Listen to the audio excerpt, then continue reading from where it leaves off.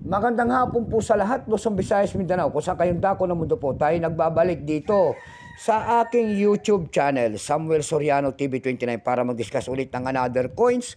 At ito po ay ating hilig, mangulikta ng barya. Kaya ho tayo nandito nagsisailing ng kanilang mga halaga, ang aking mga koleksyon. Ayan po, at isa ho tayong kolektor.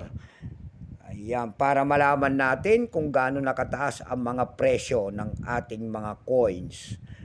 Ayan, maraming salamat din po sa nanonood doon sa aking FB page, Samuel Soriano po. Thank you so much sa lahat ng nakapalo doon sa aking page, sa aking FB page. Maraming salamat po. Pakipalo naman sana ang aking FB page, Samuel Soriano. Thank you so much. Mayayaw naman pong hindi pa po nakapag-subscribe dito sa aking YouTube channel. Ayan. Malaking tulong na po o bagay kasi ang inyong gagawin tulad ng pagpindot ng ating subscribe button, like and share para ma-update ko kayo sa mga latest ko pang gagawin mga video po.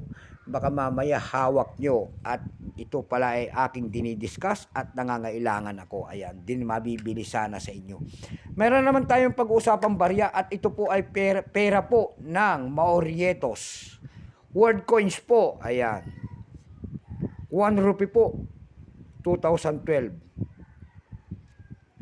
Year 2012. Ayan, baka mayroon kayong mga ganyang mga coins. Ayan, willing tayong bilhin. Baka bultuhan po ang bili ng mga world coins at hindi pa po kamahalan.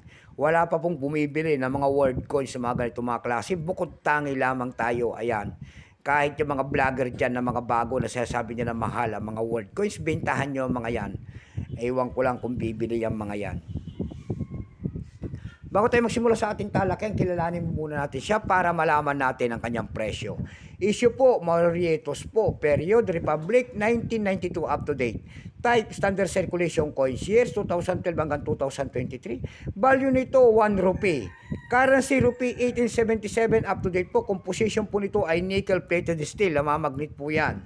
May bigat lamang yang 7.5 grams, may habang 26.6 mm. May kapal po naman itong 2.2 mm. Hugis po niyan ay bilog. Orientation, middle alignment. Number N-40521. Reference number KM-551-A. Ito pong 2012 na ito po ay 74%. Ayan. Wala pa pong may ipakita ng Maurietos sa barya na ito kung ilang piraso ang kanilang ginawa. May price na po ito doon sa ating numista.com. Binigyan na po ng presyo. Yung kanya extra pa yung 29 pesos na. Almost uncirculated 47 pesos. Uncirculated ay 49 pesos. Dako tayo sa kanyang presyo sa pandaigdigan. Doon sa ating eb.com, nakakita tayo nagbebenta doon ng $7.38.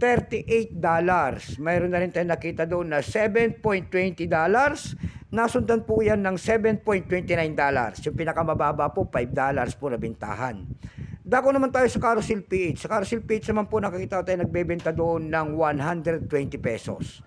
Nasundan po yan na 90 pesos. Yung pinakamalit po ay 70 pesos. Ayan lamang po ang ating may babahagi sa ganda. So hanggang dito na lamang po Luzon, Visayas, Mindanao. Kung saan kayong dako ng mundo po, keep safe po sa lahat and God bless.